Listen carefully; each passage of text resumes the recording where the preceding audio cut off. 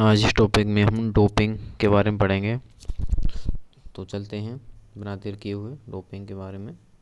वाडा वाडा क्या है? वाडा होता है तुम्हारा सा विश्व डोपिंग रोधी संस्था होती है। विश्व डोपिंग रोधी संस्था होती है। इसकी फुल फॉर्म होती है world anti doping agency. World anti doping agency होती है विश्व की। इसकी स्थापना कब हुई थी? 1999 ईस्वी में हुई थी। वाडा की स्थापना 1999 ईस्वी में हुई थी। इसकी फुल फॉर्म होती है world anti doping agency. Anti doping agency. आगे चलते हैं।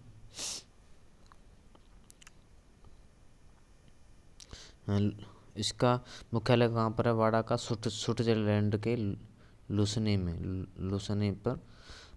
वर्तमान मुख्यालय कनाडा के मॉन्ट्रियल में है।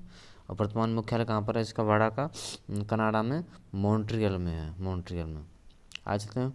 वाडा हो गया और चलते हैं नाडा। नाडा क्या होता है? NADA। नाडा नाडा हमारे देश में पजामा बांधा जाता तो हमारे देश का क्या हो गया? नाडा हो गया। ट्रिक लगा सकते हैं। नाडा से मतलब हमारे देशवासी भारत के नाडा ही पहनते हैं गोठन्ना में, इसीलिए नाडा। वाडा वाडा तो विश्व का हो ही गया। तो नाडा नाडा का फुल फॉर्म होता है तुम्हारा सा national anti doping agency. National anti doping agency. ऐसे एजेंसी होता है दोनों में, लास्ट में ध्यान रखना। आगे चलते हैं तुम्हारे साथ। नाडा की स्थापना हुई थी 2005 में हुई थी। और वाडा की स्थापना कब हुई थी?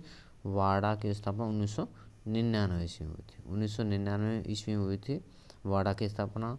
और नाडा की 2005 में हुई थी। आगे चलते हैं। भार कम करने वाले ड्रग्स कहते हैं। भार कम करने वाले ड्रग्स को क्या कहते हैं? डायोटिक्स कहते हैं। डायोटिक्स बोलते हैं। आगे चलते हैं।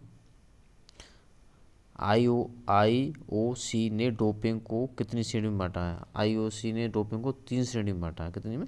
3 में। आगे चलते हैं। छठवां क्वेश्चन। डोपिंग के अंतर्गत मूत्र के नमूने में कैफीन की मात्रा कितनी UG/mI से अधिक होनी चाहिए? तो 12 से अधिक होनी चाहिए। डोपिंग के अंतर्गत मूत्र के नमूने में 12 से अधिक होनी चाहिए। क्या? 12 UG/mI होनी चाहिए, से अधिक होनी चाहिए। आगे चलते हैं। 7वां क्वेश्चन है एनाबॉलिक स्टेरॉइड्स का पुरुष के किस हार्मोन्स में संबंध है? तो किस संबंध है तुम्हारे साथ? टेस्टोस्टेरोन से संबंधित है। आगे चलते हैं। हाइपोक्सिया से क्या तात्पर्य है? तो हाइपोक्सिया से तात्पर्य होता है ऑक्सीजन की कमी हो जाना। ऑक्सीजन की कमी हो जाना हाइपोक्सिया। आज चलते हैं। 9वां क्वेश्चन है डोप टेस्टिंग में किसका सैंपल लिया जाता है? डोप टेस्ट में किसका सैंपल लिया जाता है? मूत्र का। मूत्र और रक्त का सैंपल लिया जाता है, दोनों का लिया जाता है। आगे चलते हैं। वाडा का अध्यक्ष कौन है? वाडा का अध्यक्ष है तुम्हारे साथ जॉन फेही।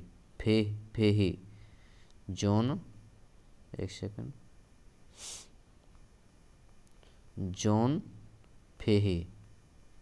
वाडा का अध्यक्ष है जॉन फेही।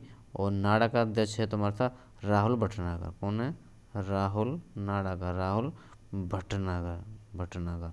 राहुल राजेंद्र का लड़का है, पागल है वो, नाड़ा पहनता है, इसलिए नाडा का अध्यक्ष कौन हो गया? राहुल हो गया। राजेंद्र का लड़का, राजेंद्र सूबेदार का लड़का राहुल हो गया, राहुल भटनागर। तो आगे चलते हैं। 12वां उत्तेजक के अंतर्गत आता है। क्या आता है? उत्तेजक के अंतर्गत आता है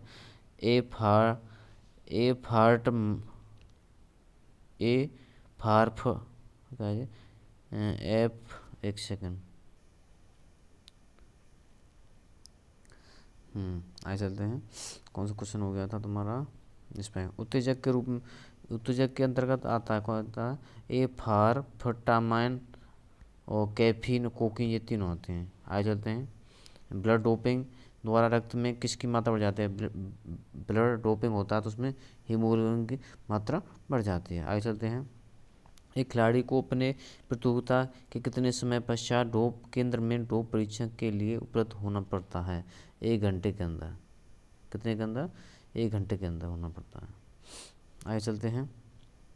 विश्व की सबसे लोकप्रिय उत्तेजक औषधि जो चाय, कॉफ़ी, शीतल पेय, आहार, गोलियों आदि में पाई जाती है, आहार की गोलियों आदि में पाया जाता है, वो क्या है? कैफीन होता है। कैफीन तुम्हारा सा चाय में पाया जाता है, शीतल पेय में पाया जाता है, कॉफ़ी में पाया जाता है। आगे चलते हैं।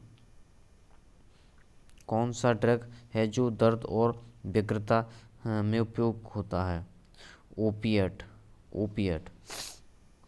ओपिएट।